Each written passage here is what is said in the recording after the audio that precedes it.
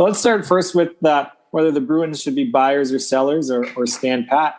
Yeah, we'll each get our opening arguments in. We'll have a chance for some rebuttal, and then we'll do some free flow arguing as much as that can be done via Zoom, and then finish up with some closing arguments. And we'll let you, the listener, tell us who you think won.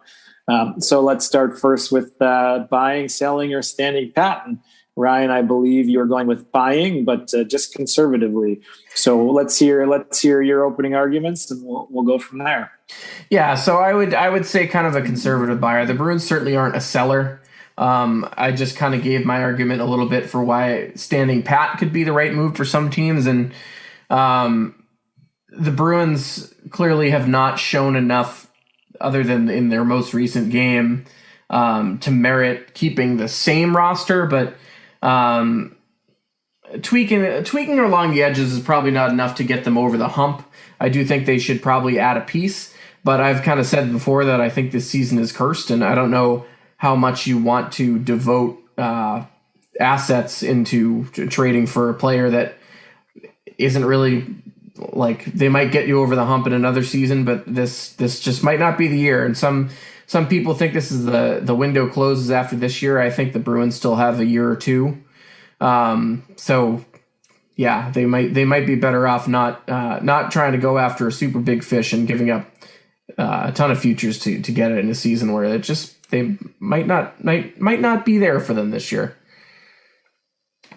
I'm going to argue. I'm going to pick a similar answer to you, but I'll go. I think they should go all in, and here's my opening arguments for it, and I'll save my rebuttals to some of your points for the next round. But I think it's all in time for the Bruins, and very much to your final point, I think this is their window. You have an aging Patrice Bergeron. Who knows the status of Tuukka Rask? They're being very mum about it, but he's an unrestricted free agent. He's getting older. He hasn't quite had the season he had before, but he's proven he can get it done in the playoffs. And you don't know how many more shots you have of that if he is able to return. Same with Halak, who's an experienced guy. His bubble was just okay, but he's had some great playoff runs. You've got David Krejci, who's an unrestricted free agent and not really sure what you're going to do with him. Your third line center, Charlie Coyle, is not old, but is exiting his prime at this point in time as well. I know you have a young defense core. That's kind of the group that you maybe can build around, but up on your top end, you're aging, and you got some other guys even in the middle that you have to make some tough decisions on. And so, it's been an era for the Bruins, and I think you try to let that era end on as absolutely positive a note as possible. They haven't had a lot of high-end draft picks for a while. At some point in time, unless they think they can get some money for free agency, kind of with their cap room opening up and reload that way, they're going to have to tear down at some point. And so if that's the case, I don't think this medium sort of let's retool thing is really going to happen given their lack of prospects in their prospect pool. So I say go for it now, see what you can do, and then next year reassess where you are as an organization. So I'm going to say go for it. Ryan, rebuttals? Yeah, so they talk sometimes of how you view team performance. You could look at it, and a team playing badly could show their GM that they need to go out and make a move to start playing better. On the flip side of that, a team playing well tells the GM that this team deserves you to go out and get that final piece.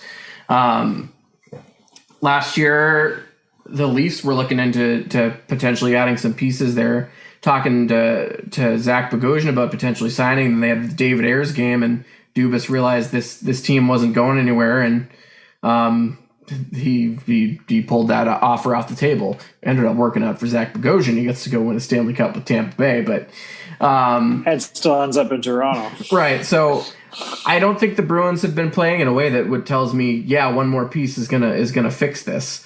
The other thing too is some teams will force their way back into a race when they haven't been doing very well, and then they add because they think that they're going to make the playoffs. But how many of them are truly contenders? The Bruins are kind of falling in the other direction. So that kind of, I don't know. I don't know that they're that as close as we maybe hoped that they would be.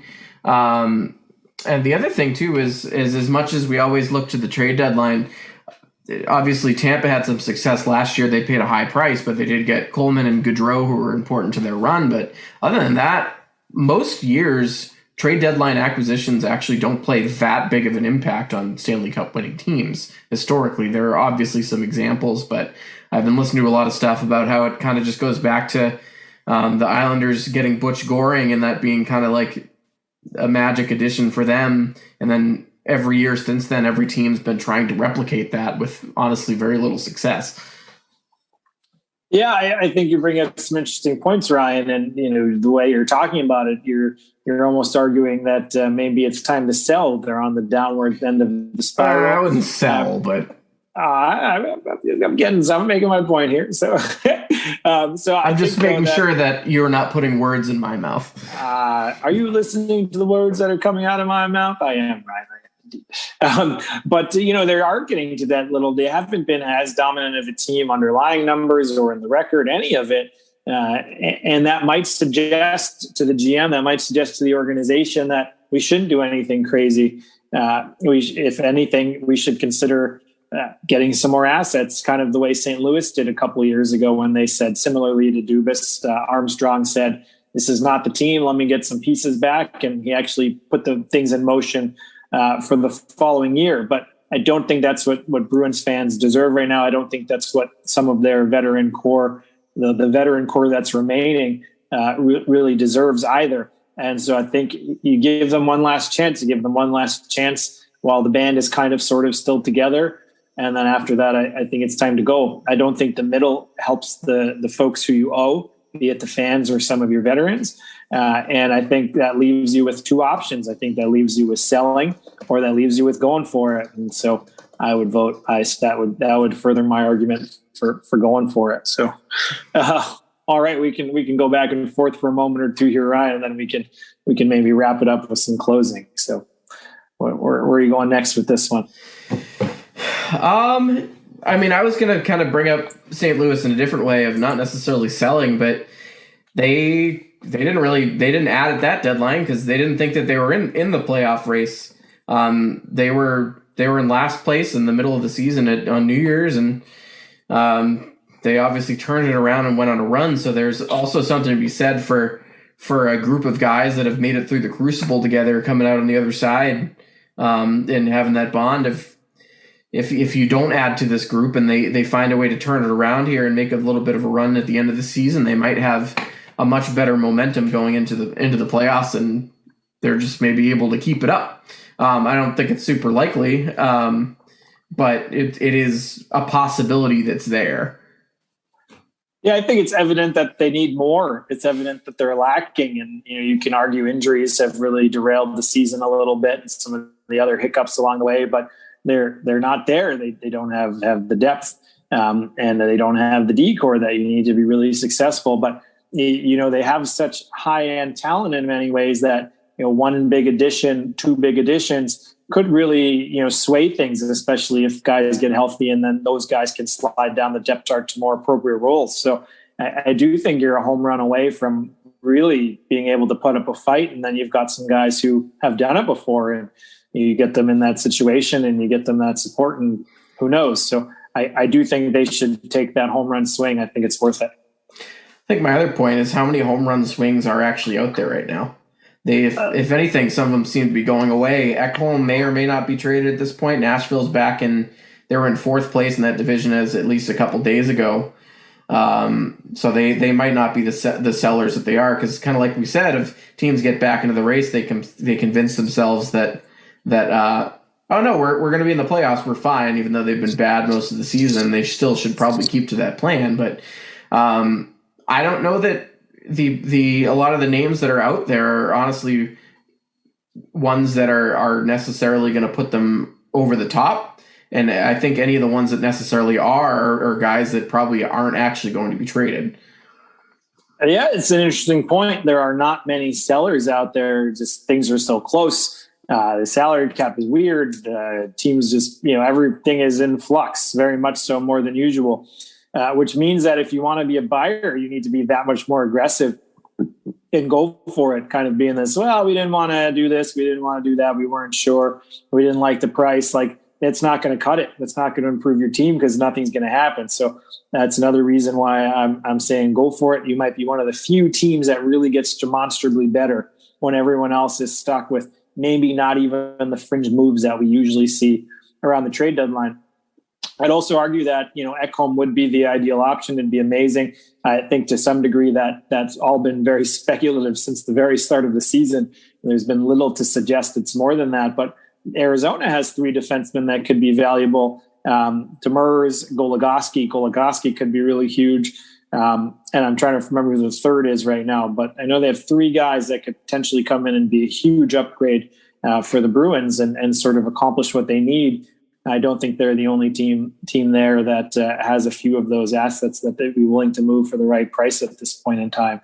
So I do think there's some guys out there like it'd be great to get that, top pair guy. But I think right now for the Bruins, even an incredibly solid top, second pair guy would really be a huge benefit for them and really move things where they need to go. So I think that, the scarcity of the market right now, actually, to some degree, if you're aggressive and quick, gives you a chance to take an even bigger advantage over some of the other teams around you.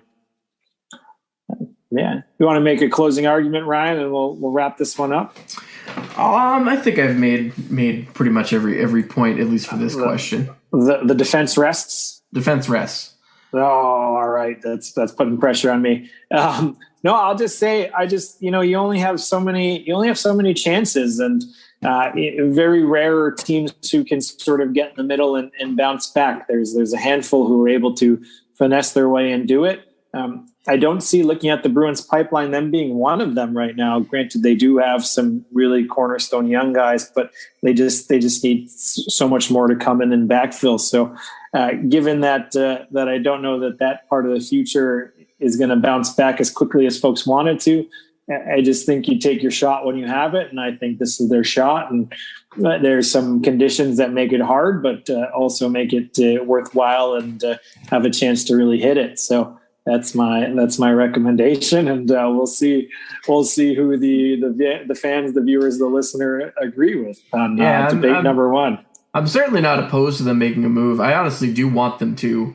I'm trying to have a little bit of difference of opinion here and look at it from the other side, but I also don't like, as much as I want them to make a move, I don't necessarily know that it's the right idea for this year's team. And I'm always in favor of trades. I love trades. I want to see new Bruins. I want to see more of that stuff. But I don't know if this is the year that they make a move. Sweeney typically underwhelms. Like, he usually makes a move, but it's not the one you think he's going to make. I've grown accustomed to not seeing the Bruins make a big move, and I don't really know that now is going to be any different.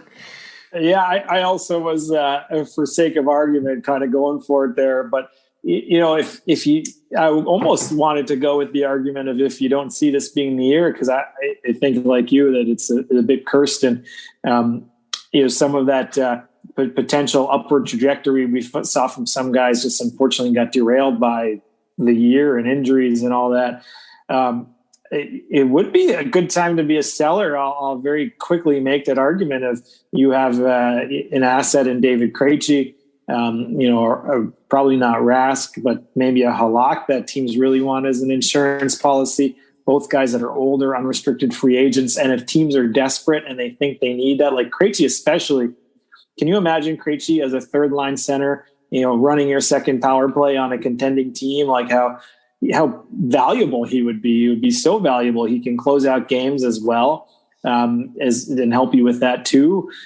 He could be a guy that could really fetch a huge price and really get you kind of some assets for next year or for a couple of years from now. So if the Bruins wanted to be sellers, they have some options there, but it doesn't, kind of fighting for a playoff spot right now and having, been in first place for a while before just a really rough stretch that doesn't feel quite right.